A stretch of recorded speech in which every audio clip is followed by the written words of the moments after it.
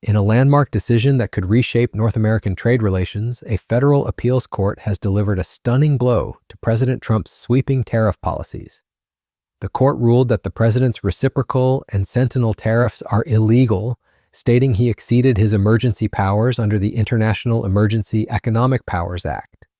On this Saturday night, a U.S. court shakes up Trump's trade war. The legal battle's ahead after most of America's tariffs are ruled unlawful. President Trump's tariffs are illegal and unconstitutional. And the uncertainties and possibilities for Canada's economy. Visas denied for attending the United Nations. How the U.S. is blunting attempts to recognize Palestinian statehood. Plus, who says big box stores can't succeed? An iconic retail brand is making a comeback. And the end of summer is in the air.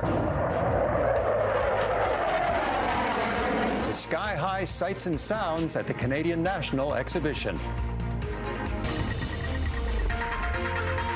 Global National. Reporting tonight, Eric Sorensen. Good evening, and thanks for joining us. U.S. President Donald Trump is vowing to fight back after a federal appeals court ruled his sweeping import tariffs are illegal, saying he exceeded his emergency powers. For now, the duties remain in place as the case heads to the U.S. Supreme Court.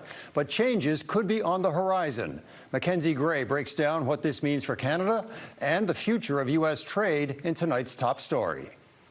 For the first time since Tuesday, President Donald Trump in public, off to play golf on Labor Day weekend after the centerpiece of his political and economic agenda was dealt a potential major blow. The bottom line is 7 judges recognized today that President Trump's tariffs are illegal and unconstitutional. The judges from the Federal Circuit Appeals Court voting in a split decision that Donald Trump's reciprocal and fentanyl tariffs went beyond the authority delegated to the president under the International Emergency Economic Powers Act, saying the president required congressional approval to implement them. But there's one catch. The court ruled that the tariffs can stay in place until October 14th. This ruling carries massive financial implications, potentially forcing the government to repay billions in collected tariff revenue. Well, the president has already lashed out at the ruling by the appeals court. And of course, we know that he will certainly appeal to the more conservative Supreme Court to actually make a final ruling in terms of whether or not these tariffs will be able to stay in place. But if, in fact, the Supreme Court does not rule in Donald Trump's favor, not only do these tariffs go away, but there is also the possibility that, and very likely, that the government will have to repay all of the money that they have actually made off of these tariffs. And in this case, we're talking about nearly $160 billion. So there is an enormous amount on the line, not just Donald Trump's signature economic policy, which he's been able to use to great effect, and also bullying countries across the world. The administration has already indicated plans to appeal to the Supreme Court, where the fate of over $160 billion in tariff revenue hangs in the balance. If the Supreme Court upholds the lower court's decision, all Liberation Day tariffs would need to be eliminated, fundamentally altering the current trade landscape. The timing of this ruling is particularly significant as American public opinion on tariffs has undergone a dramatic shift. While 52% of Americans favored new tariffs when Trump was re-elected in November, current polling shows 60% now oppose them, with 77% believing tariffs increase prices in the short term. The doubt here. Yeah, they really were, Biana. And I will note, it was not just the base. It was the overall American public. And they have turned against tariffs the same way college football pundits have turned against Arch Manning after his performance in Columbus on Saturday. Look at this. New tariffs on imported goods. You go back to November of 2024. Look, the popular position was favor. They favored new tariffs on imported goods, 52%, 48% opposed. You go to this side of the ledger, look at that, the opposition up like a rocket. We're talking about 60% opposing new tariffs compared to just 40% who favored. So it was majority favor back when Trump was re-elected in November of 2024. Now it's a clear 3 in 5 Americans oppose it. The Americans have gotten a taste of the tariffs and they spit it right out. So is the taste paying more? I mean, because that's how economists have always described this, as actually a tax on consumers. Yes, it's exactly right. Why is the opposition up like a rocket? Well, it all comes down to money out of the pocketbook, right? Impact of tariffs on prices. Look at this in the short term. 77% of Americans now agree they raise prices in the short term. Look at this itty-bitty number at the bottom. That's 1, 2, 3, 4. When you in fact can count it on your own hand, you know it's a small percentage. Just 4% of Americans believe that in the short term, tariffs decrease prices. Long term, look, this has long been the Donald Trump argument, right? That even if they're short-term pain, in the long term will pay off. Not according to Americans. Impact of tariffs on prices, even over the long term, look at that. 50% say increase, just 25%, just half the level, say decrease. And while 25% in this particular case is better than 4%, 25% is way less than 50% of Americans who say that, in fact, prices will increase over the long term because of tariffs. This shift in public sentiment reflects a growing understanding of how tariffs actually work. Contrary to claims that foreign companies bear the cost, economists have consistently explained that American companies pay tariffs at customs, and these costs are ultimately passed on to American consumers through higher prices. Yeah, Jack, I want to come back to something you said in the lead. You said this windfall for the American budget. It's not a windfall, it's a tax.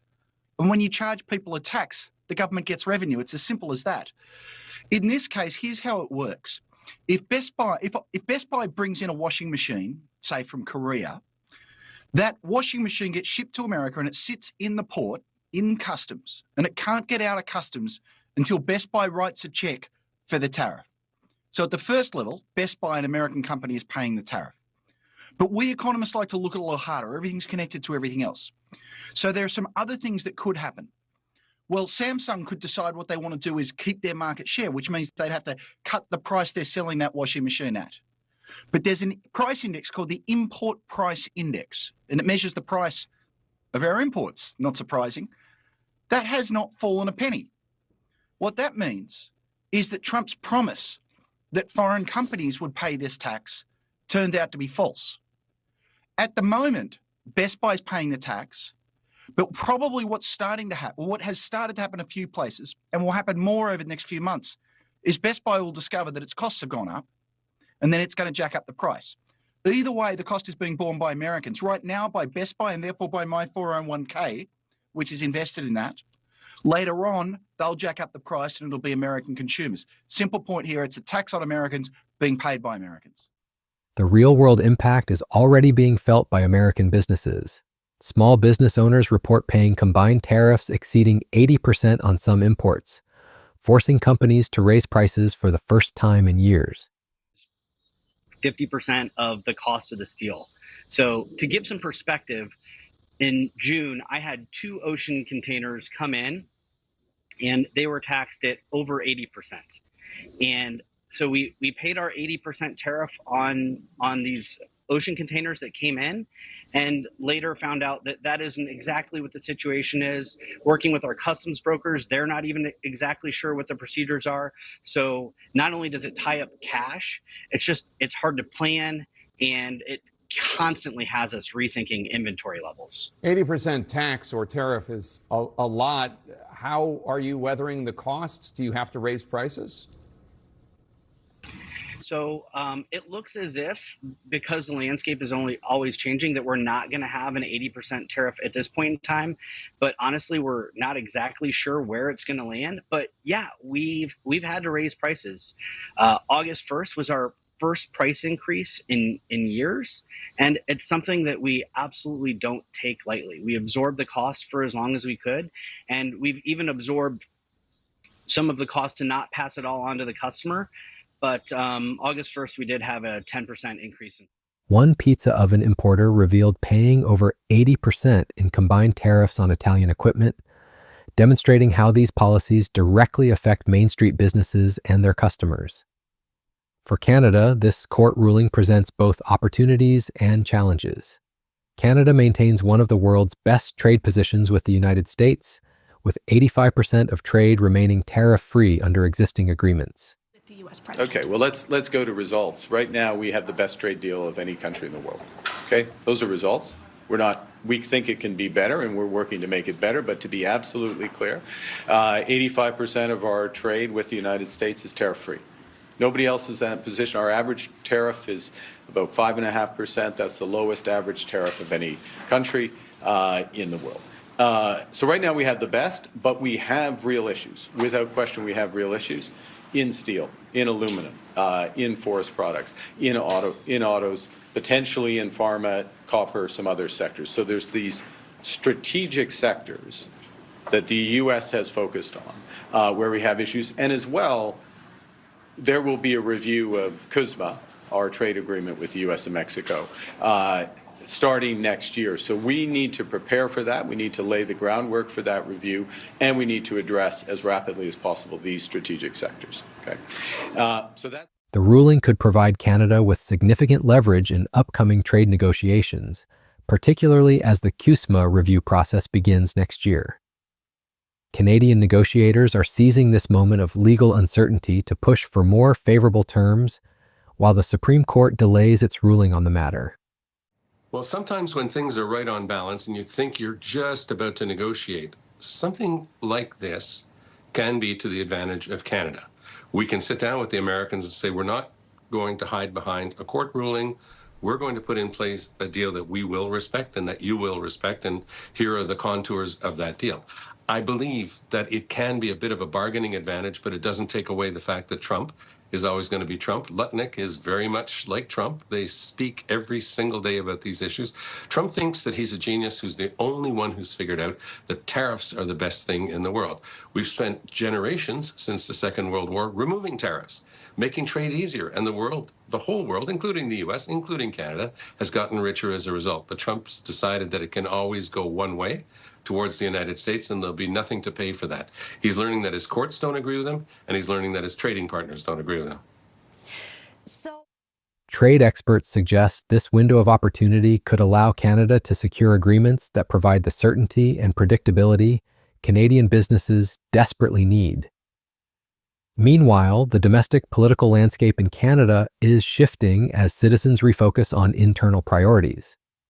Recent polling shows a significant change from May to August, with inflation and cost of living becoming the top concern at 44%. They were most concerned about were the U.S. tariffs, just right at the top there. This was followed by 11% concerned about inflation, 7% about health care, and 6% about taxes. Well, let's compare that to August and where things were then, where public opinion has shifted significantly. The top concern for Canadians now is inflation and cost of living. That's at 44%. It's followed by housing and job creation, both at 24%, and then U.S. trade, with 23% saying it should be the priority of the government. Well, joining me now to talk about all of this is Sébastien Dallaire, the Executive Vice President of the Eastern Canada team at Leger. He can walk us through these numbers better than I can. Sébastien, it's good to see you again. Thanks for being here, sir. Always a pleasure. All right, so let's look at the shift from May to August. What do you think has attributed to this change in the public's priorities and the public mood? Interestingly, what we're seeing is a return to pre-Trump, pre-election concerns. For the past 2 years before this, it was about affordability, cost of living, access to housing, and this is what we're seeing again. What is different is now Trump, compared to where we were a few months ago, where everybody was worried about Trump, there was a lot of fear. Now Trump is the main backdrop to the same concerns that were there about a year ago. So the context has shifted quite a bit, but those concerns are very much the same. Housing and job creation follow closely at 24% each, while concerns about U.S. trade have dropped to 23%. This shift represents a return to pre-election domestic priorities, with Canadians wanting their government to address economic stability, sovereignty, and affordability at home, rather than just reacting to external political pressures from Washington. We've expected. I think the narrative of Donald Trump has taken over for quite some time, and it's going to take over for the entirety of his mandate. But what Canadians are now seeing is that we have a leader who is dealing with him, or at least trying to deal with him in his constant, I would say, manic changes of tariffs and no tariffs and additional tariffs. But what Canadians want to see now is, okay, well, we're going to have to deal with this uncertainty for the foreseeable future. What is it that the Canadian government is going to do to make sure that our economy is stable? What are we going to do to be more sovereign return? How are we going to do everything that we can possible to ensure that our jobs are not impacted, that we don't have a recession, and continue to let Donald Trump have his tantrums and do what he's doing, but also focus on jobs, productivity, and everything here at home, affordability, housing. So I think the polling is showing that people are able to now acknowledge two things at one time. And so what do you think the impact? The federal cabinet is now grappling with a three-pronged approach to navigate these challenges. First, developing a comprehensive defense strategy, noting Canada is the only G7 country without one. Second, continuing negotiations with the U.S. on sectoral tariffs in strategic areas like steel, aluminum, and forest products. Third, balancing necessary spending cuts with strategic investments in major projects. As this trade drama unfolds, the fundamental question remains whether tariffs truly benefit the American economy or simply shift the tax burden from wealthy Americans to middle and working class consumers. The Congressional Budget Office projects that Trump's tariffs could reduce the U.S. deficit by $4 trillion over 10 years, but critics argue this essentially replaces income taxes on the wealthy with what amounts to a sales tax paid by everyone. The coming Supreme Court decision will not only determine the legality of these tariffs, but could fundamentally reshape North American trade relations for years to come. For now, businesses on both sides of the border continue to operate in uncertainty, hoping for a resolution that brings stability and predictability back to international trade.